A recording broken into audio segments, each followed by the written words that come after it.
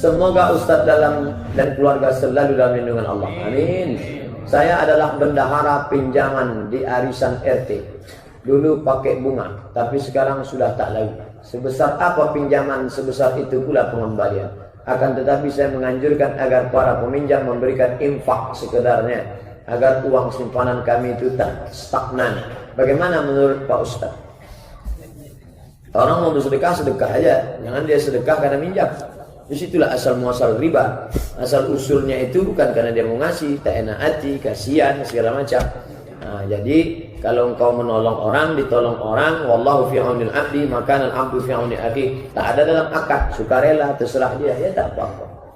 Sesoleh apapun sebagai anak, apakah bisa membantu orang tua kita di akhirat nanti? Ya, ada syafaat Nabi, ada syafaat Quran, Iqra'ul Quran, baca Quran. Fa innahu ya'ti yaumil qiyamah, Quran akan datang pada hari kiamat, syafi'an li ashabi, berikan syafaat pada orang.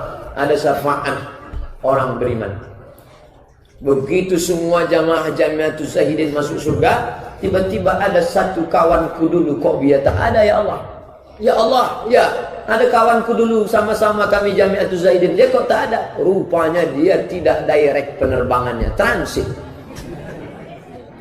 Maka kawan beriman tadi diizinkan Allah, kau masuk ke dalam neraka, badanmu diberi protek, kau cari dia, ada imannya sebesar biji sawi, kau bisa selamatkan dia. Itulah gunanya punya kawan soleh.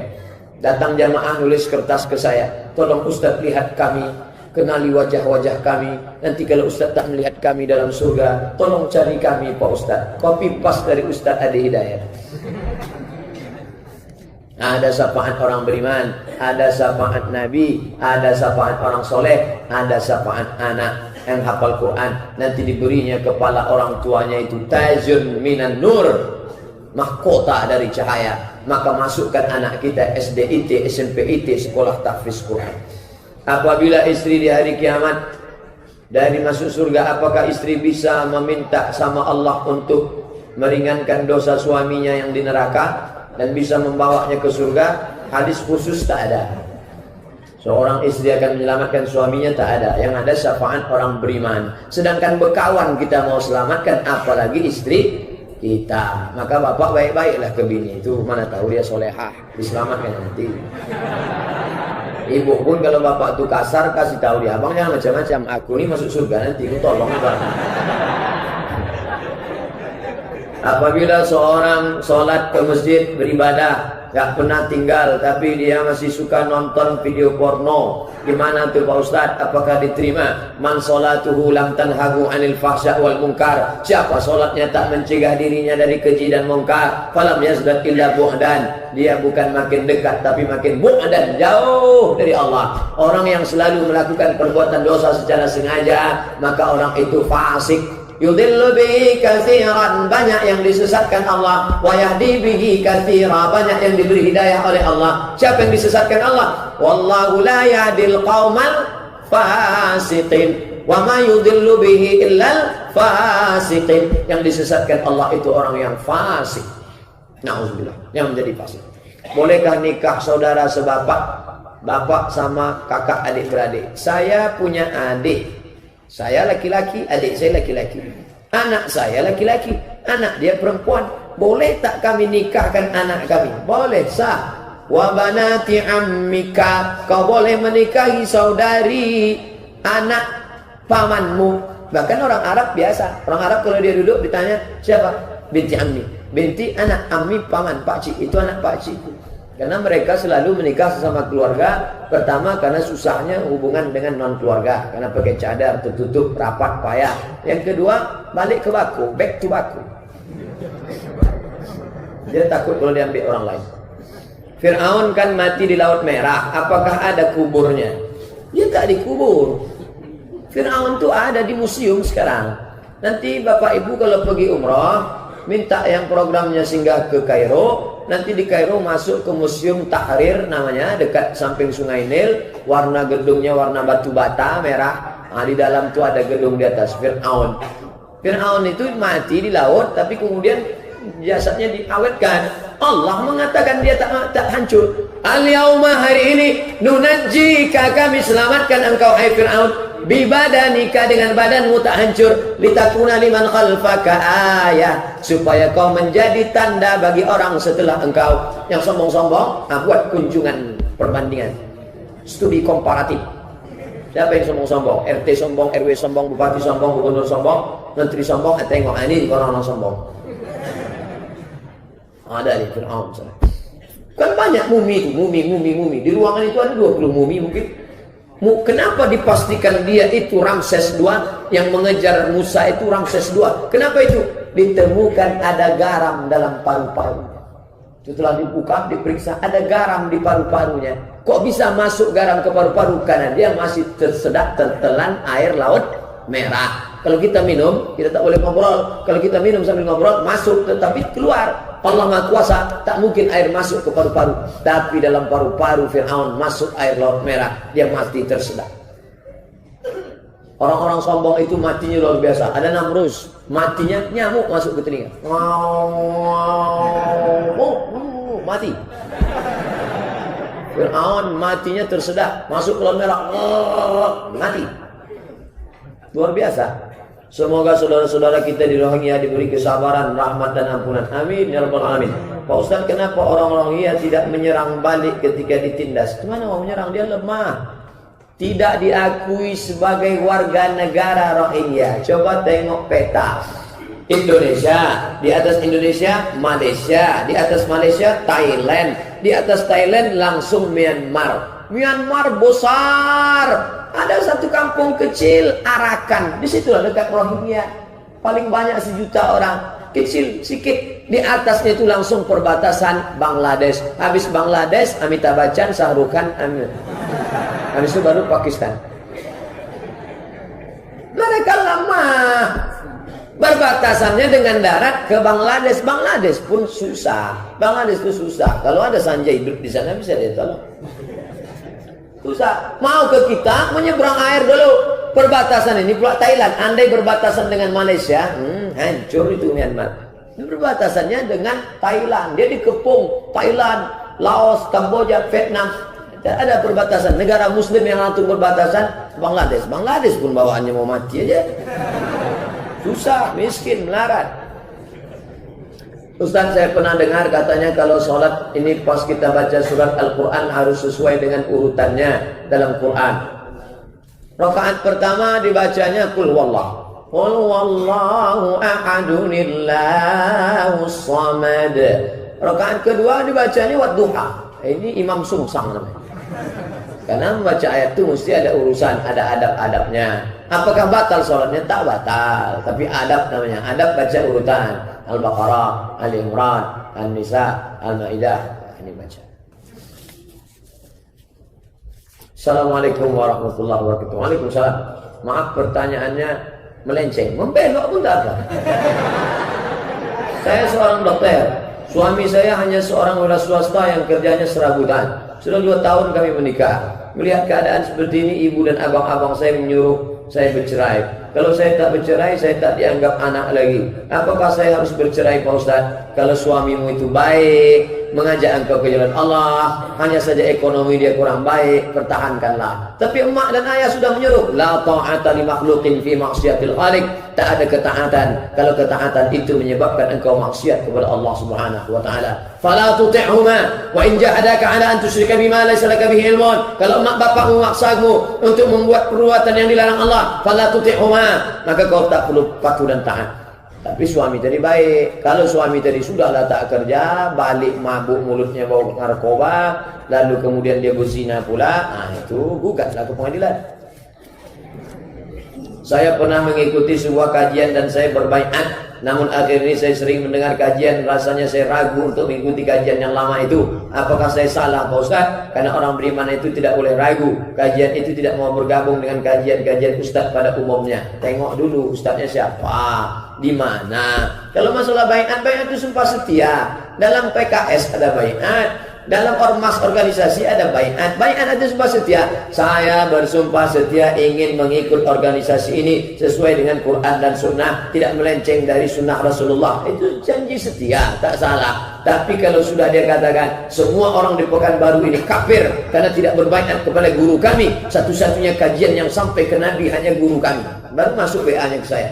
Ustaz Somad, kata kakak saya hanya boleh berguru kepada guru dia, karena gurunya kepada gurunya, karena gurunya kepada gurunya, sampai ke Nabi. Kalau tidak, maka tak diterima Islamnya. Bagaimana saya jawabnya Pak Ustaz? Sampaikan ke kakakmu, dia mesti berguru ke saya, Abdul Somad, karena Abdul Somad berguru ke gurunya sampai ke Nabi. Siapa yang tak ikut Abdul Somad, maka dia masuk neraka. Saya sedang pakai namanya dalam ilmu balaghah musyakalah. Musyakalah itu teori pikiran kebalik. Kalau dia pakai gitu, pakai balik. Bagaimana komen dia? Nah, tunjukkan sanad yang kemarin kita pelajari di An-Nur. Dari sini sampai ke Nabi. Nah, bentuk dia. Gimana respon dia? Nah, ini kita tak boleh mengklaim-klaim kebenaran. Mau NU, Muhammadiyah, mau Perti, mau Persis, mau Nahdlatul Ulama, semuanya Ahlus Sunnah wal Jamaah. Assalamualaikum Ustaz, saya anak gadis. Ya, dari tulisannya kelihatan cantik. Insyaallah berpakaian syar'i. Namun orang tua saya melarang memakai khimar yang panjang.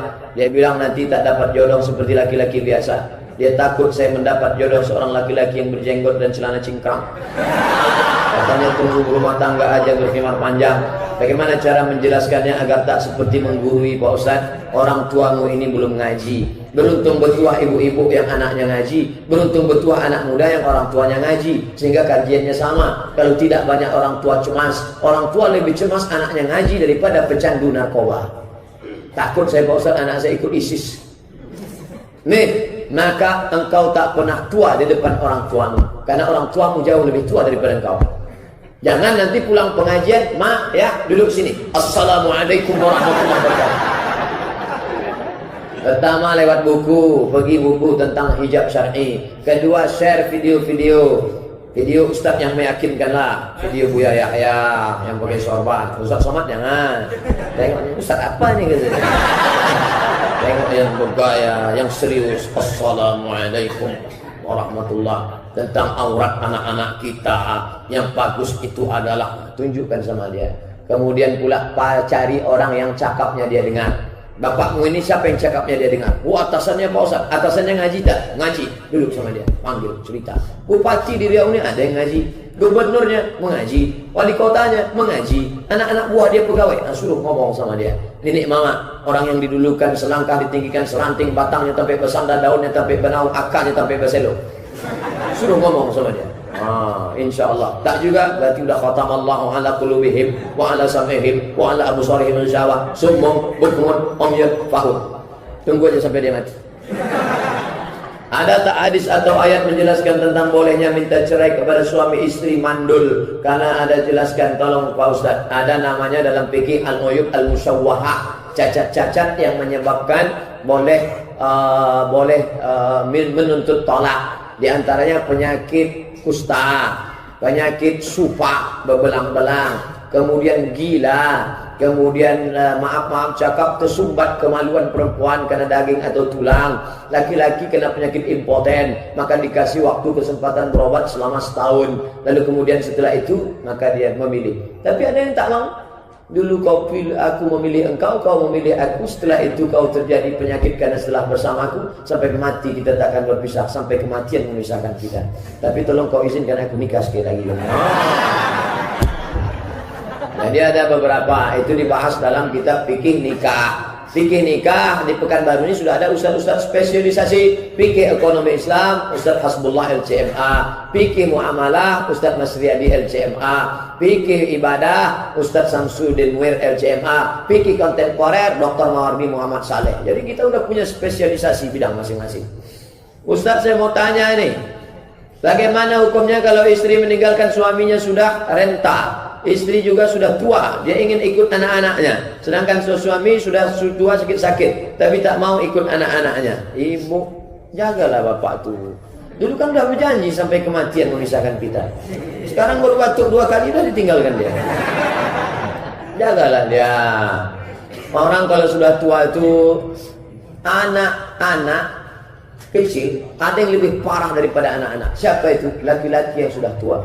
Dia ingin lebih diperhatikan makannya, minumnya. Nah, ini luar biasa. Ada seorang ibu-ibu jamaah haji kemarin, begitu sampai di embarkasi Batam, langsung error. Pas saya kebetulan di Batam, jamaah melapor. Tadi begitu sampai di embarkasi Batam, dia langsung error. Kenapa? Ditengoknya pasangan yang ngobrol dengan orang muda. Cemburu dia. Langsung mengigau dia menengok cemburu. Jadi tingkat cemburunya lebih tinggi di saat dia sedang tua. Makanya perlu perhatian yang lebih. Ibu perhatikan, jangan ibu tinggalkan, pergi pula sama anak. Bang, anak ini dulu sudah aku kandung 9 bulan 10 hari. Sekarang masanya pula dia mengurus aku. Abang uruslah diri sendiri. Oh, tak bisa begitu. Boleh tak minta bayaran untuk mengajarkan Al-Quran? Guru mengaji, imam, ustadz, khatib, imam Masjidil Haram itu digaji dari Baitul Mal. Baitullah, masjid tempat beribadah. Baitul Mal isinya 5: zakat, infak, wakaf, sedekah, wasiat, hibah, ghanimah. Maka dikumpulkan, digaji imam, khatib, amil zakat, semua digaji dari sana. Jadi kalau ada yang mengeluhkan kenapa ustaz dikasih amplop, kenapa guru mengaji dikasih gaji, kenapa ini ada kotak berjalan, karena sistem Baitul Mal tidak berjalan. Kalau sistem Baitul Mal berjalan, tak akan ada lagi kotak Al-Jumat. Langsung potong atas.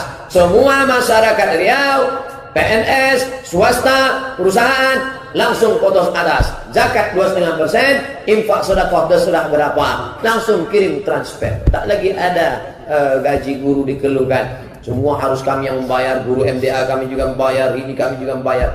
Nah, ini. Jadi Islam itu harus kafah secara total kita memandangnya. Apa hukumnya apabila suami tak pernah memberi nafkah istri walaupun istrinya punya penghasilan sendiri? Ibu kan dulu dengar waktu suami baca surat Tahlik. Kenapa jadi pikun begini? Berikut ini, nah itulah makanya ini saya ingatkan yang gadis-gadis kalian kalau menikah nanti tengok. Ini begitu laki baca surat Tahlik, dia asik kecicilan aja. Nih bunyi dia. Berikut ini mari kita dengarkan pembacaan surat Tahlik. Baca. Jika saya meninggalkan istri saya 3 bulan lamanya berturut-turut tidak memberikan nafkah zahir dan batin, lalu kemudian istri saya melapor kepada pengadilan agama, maka hakim menjatuhkan talak 1 kepadanya dengan saya membayar iwat 10.000, maka jatuhlah talak 1 kepadanya. Kan dibacakan itu. Tapi cuman kadang orang menikah ini hilang ingatannya. Bawaannya mau selfie aja. Apakah istri curhat sama anaknya tentang suaminya yang telah tidak peduli sama keluarga termasuk ghibah? Tidak. Karena dia harus bercerita. Kalau tak dia ceritakan pecah di kepalanya. Maka dia ceritakan, nak, ayahmu ini bukan mainlah kurang ajarnya sama aku. Padahal dulu dia menikah sama aku, dia kupilih karena aku salah pilih nih dulu. Banyak dulu yang mau sama emak nih tapi. Dia cerita, dia berbagi. Hidup ini tak selamanya bisa kita telan sendiri. Dia harus cerita ke orang anak kepada ini. Dia ceritakan ke saudaranya tak boleh. Karena anak ini bagaimanapun buah hati bagian dari suaminya. Itu ada. Hidupnya berkamar-kamar. Cerita ruang tamu tak boleh dibawa ke dapur. Cerita dapur tak boleh dibawa ke kamar. Ada kita adik-beradik sama kita. Ada kita sama istri sama anak kita. Ada kita sama orang tua kita. Jangan macam convention hall. Semua diceritain. Apa boleh kita sholat tahajud tidak tidur dulu? Kalau pakai tidur dulu namanya tahajud. Fatahajjad. Tahajud.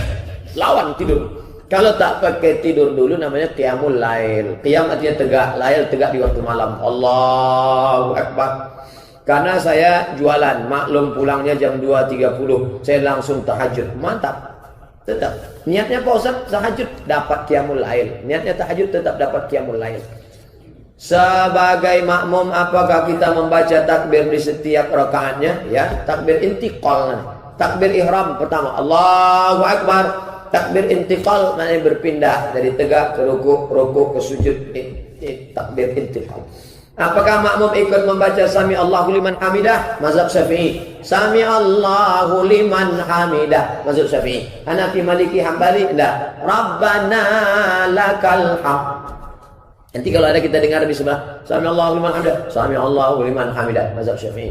Sudah saya tulis di buku 77 tanya jawab salat. Pada rakaat kedua dan salat keempat pada waktu duduk tasyahud, kita membaca doa tasyahud awal saja atau tasyahud awal dan salawat? Tasyahud akhir sampai habis. Fil alamina innaka Hamidum Majid. Terus tambah. Allahumma fir lima qaddamtu wa ma akhartu wa ma asrartu wa ma a'lantu wa ma asrartu wa ma anta a'lamu minni. Antal muqaddim wa antal muakhiru la ilaha illa anta subhanaka inni kuntu minaz zalimin. Tambah 4 lagi. Allahumma inni a'udzubika min adzabi jahannam wa min adzabil qabri wa min fitnatil mahya wal mamat wa min syarri fitnatil masiihid dajjal. Belum juga Imam Salam, tambah lagi. Allahumma inni ala dzikrika wa syukrika wa husni ibadatik. Belum juga dia salam. Tengok tak pingsan dia. Lama betul pula. Terkait masalah durhaka, anak selama ini banyak anak durhaka orang tua. Pertanyaan ini adalah antonimnya. Apakah ada orang tua durhaka? Ada. Hai Sayyidina Umar, ya, ini anakku durhaka, tolong hukum dia. Kata seorang, Umar itu orangnya adil. Dipanggilnya anak, anak sini. Suruh anaknya dialog. Apa kata si anak bertanya? Halil waladi haqqun 'alal walidi? Apakah aku sebagai anak punya hak terhadap ayahku? Kata Umar, na'am, ma haqquhu. Apa hak saya? 3 hak anak. Kasih emaknya solehah, kasih nama yang baik, kasih makan yang halal. Ayahku tidak mengasihi aku emak yang baik karena emakku tak baik, namaku tak baik, dan makananku tak baik. Apa kata Umar? Laqad aqaftahu qabla an yaqqa alaik. Laqad aqaftahu qabla an yaqqa alaik. Kau sudah lebih durhaka pada anakmu sebelum anakmu itu durhaka pada engkau. Anak-anak lajang, kalian carikan emaknya yang baik. Adapun yang sudah nikah, jaga-jagalah yang ada itu. Ibarat udah buat rumah, jangan tumbangkan rumah lama buat rumah baru. Enggak, rumah lama itu aja lah dempul-dempul sedikit. Pada saat Ustaz tidak melihat kami di dalam surga, mohon sampaikan kepada Allah bahwa kita pernah berkumpul bersama di masjid ini. Bainatus Zahidin, agenda tabligh akbar. Sungguhnya kami sangat merindukannya. Ini diambil dari ceramah Ustaz Adi Hidayat. Insyaallah kita semua masuk surga insyaallah. Kok yakin sekali Ustaz? Man qala la ilaha illallah dakhala al-jannah. Siapa yang mengatakan la ilaha illallah Muhammad Rasulullah masuk surga. Wa in zana wa in saraq, walaupun dia berzina, walaupun dia mencuri, walaupun dia berzina, walaupun dia mencuri, tetap masuk surga. Cuman ada yang langsung, ada yang transit. Jangan lupa like dan subscribe channel ini agar saya lebih semangat. Ustaz, saya dulu pernah diguna-guna cerita Islami. Terima kasih. Saya akhiri dengan berobat ke mengucapkan alternatif wabillahi taufiq wal hidayah. sekarang Wassalamualaikum saya sudah sembuh, warahmatullahi alhamdulillah. wabarakatuh. Sudah